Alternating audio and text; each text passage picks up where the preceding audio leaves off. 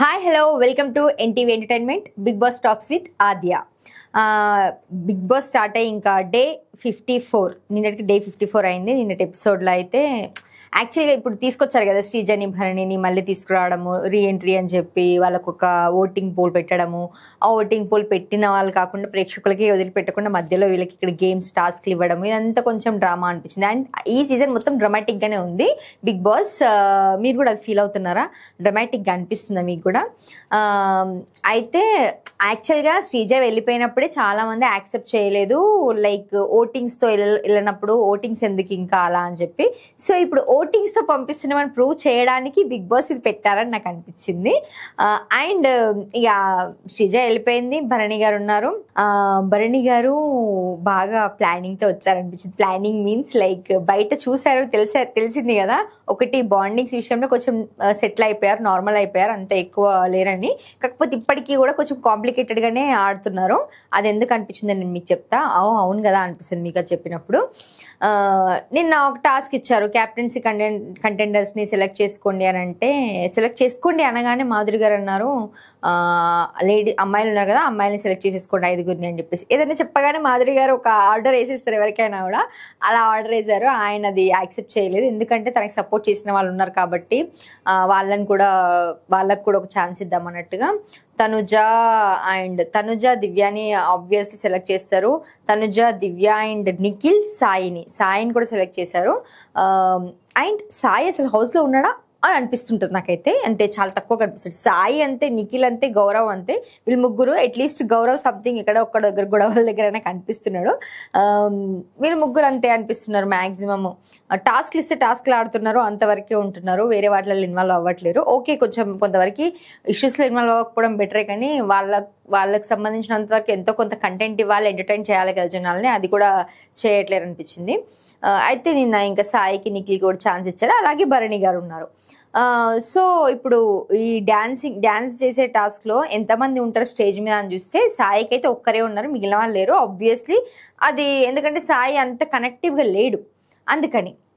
ఇంకా మిగిలిన వాళ్ళకి చూసుకుంటే దివ్యకి 5గురు డ్యాన్స్ చేశారు, దివ్య కోసం బాగా అనిపించింది. ఇక్కడ నాకు కొంచెం రీతు, నాకు సాంగ్ వచ్చిన ప్రతిసారి నేను డ్యాన్స్ చేస్తాను, అంతే చేస్తాను అంటే, నువ్వు తనుజని సపోర్ట్ చేయాలనుకుంటున్నప్పుడు నువ్వు కింద కూడా డ్యాన్స్ చేయొచ్చు, నువ్వు దాని స్టేజ్ మీదనే ఎక్కి కాదు కదా. సాంగ్ వస్తుంది నీకు, కింద ఉండి కూడా డ్యాన్స్ చేయొచ్చు, స్టేజ్ మీదనే ఉండి డ్యాన్స్ చేస్తా అనేది అది ప్రాపర్ అనిపించలేదు. అంటే జెన్యున్గా నువ్వు తనుజకి సపోర్ట్ చేస్తున్నావు, అది క్లియర్. బట్ వేరే వాళ్ళ టైంలో కూడా ఉంటే ఆ మ్యూజిక్ ఎప్పుడు అయిపోతుందో తెలియదు, నువ్వు కూడా కౌంట్లోకి వస్తావు, అది ఎందుకు మైండ్లో పెట్టుకోలేదు అర్థం కాలే. అండ్ ఈ టాస్క్లో అయితే రాము సంచాలకుగా ఫెయిల్ అయ్యాడు అనిపించింది. రాము డెసిషన్ ఫైనలైజ్ చేసుకోడు. రాము యాక్చువల్లీ చాలా మంచి అబ్బాయి, బట్ రాము ఏంటంటే ఏదన్నా డెసిషన్ అనేది ఫైనలైజ్ చేయడంలో అది చేయడు, అది వేరే వాళ్ళ సజెషన్ తీసుకుంటాడు, అక్కడ ఫెయిల్ అయిపోతుంటాడు రాము.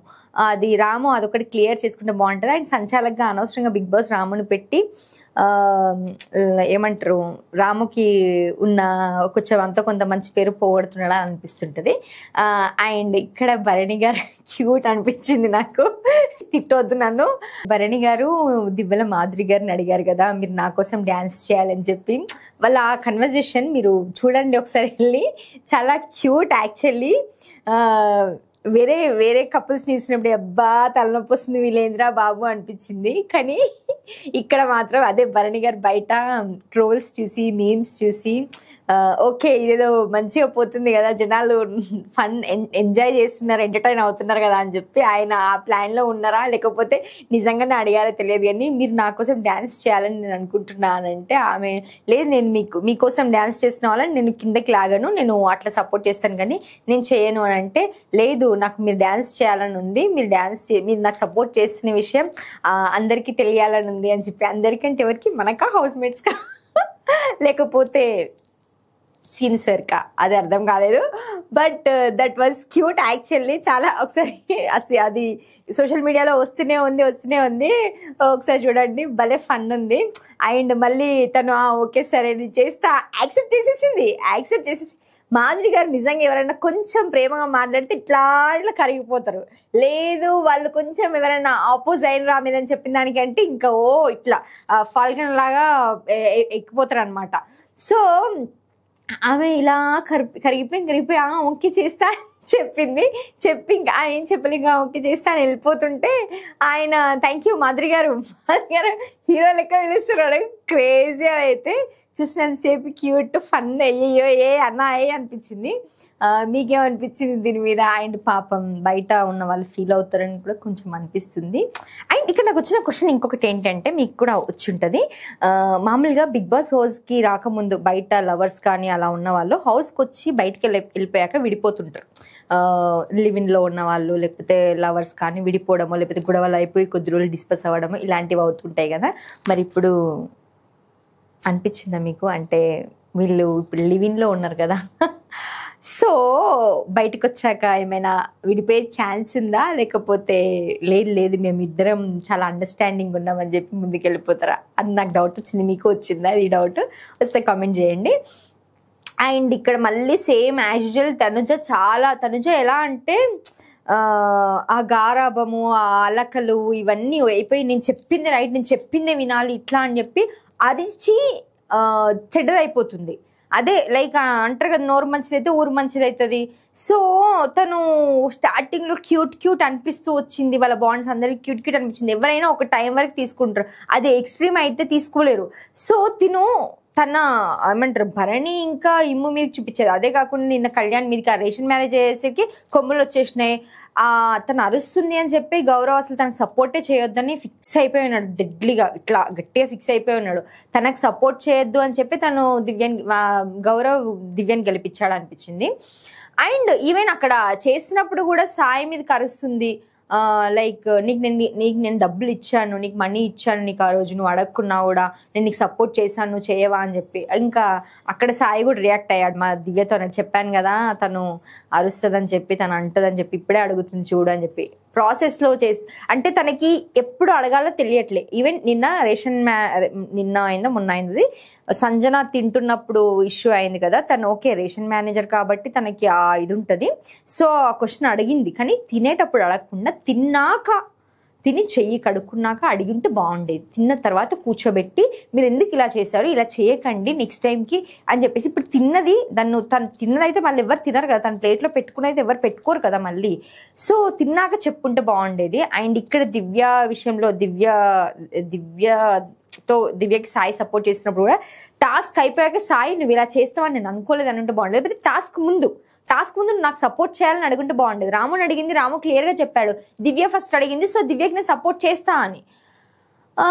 సో ఇక్కడ తనుజ చాలా పోగొట్టుకుంటుంది, నెగిటివ్ అయిపోతుంది. ఒక్కసారి తనుజ ఫ్యాన్స్ కూడా మీరు తనుజ అది రైట్ అని మీరు ఎంత అనుకుంటున్నారో, తనుజ ఏదైనా తప్పు చేసినప్పుడు తప్పు అని చెప్పి కూడా చూపియండి. తనుజని రైట్ అని చెప్పి ఆపోజిట్ పర్సన్స్ని చాలా ఏమంటారు తక్కువ చేసి మీరు ట్రోల్స్ చేస్తున్నారు, కామెంట్స్ చేస్తున్నారు కదా. ఒకసారి మనం ఒకరికి సపోర్ట్ చేస్తున్నామంటే వాళ్ళలో తప్పు ఎంత ఉంది, కరెక్ట్ ఎంత ఉందో కూడా చూడాలి. ఓన్లీ వాళ్ళని తీసుకెళ్ళిపోవాలి హైప్లో అని గుడ్డిగా వెళ్ళిపోవడం కాదు. సో తను కూడా ఒకసారి డేంజర్ జోన్కి వస్తే తెలుస్తుంది కదా తనకి నేను ఏం తప్పు చేస్తున్నా అనేది, లేకపోతే నేను ఎక్కడ మార్చుకోవాలని. కానీ ఎవరు సపోర్ట్ చేయట్లేదంటే ఎందుకు సపోర్ట్ చేస్తారు? ఎంత బాండింగ్ ఉన్నా ఏది ఉన్నా సరే నువ్వు అరవడం తప్ప ఇంకేం చేయనప్పుడు ఎందుకు సపోర్ట్ చేస్తారు? లైక్ స్టార్టింగ్లో నాకు తనుజ కొన్నిసార్లు నచ్చింది, కొన్నిసార్లు నచ్చలేదు, కొన్నిసార్లు అనిపించింది ఓకే లేడీ విన్నర్ అయితే బాగుంటుంది, తనుజ అయితే బాగుంటుంది అనిపించి. కానీ ఈ వీక్లో పోగొట్టుకుంది మేబీ తన నోరు వల్లనే అని నాకు అనిపించింది. మేబీ నోరు వల్లనే అంత తారుమారు అయిపోతాయి.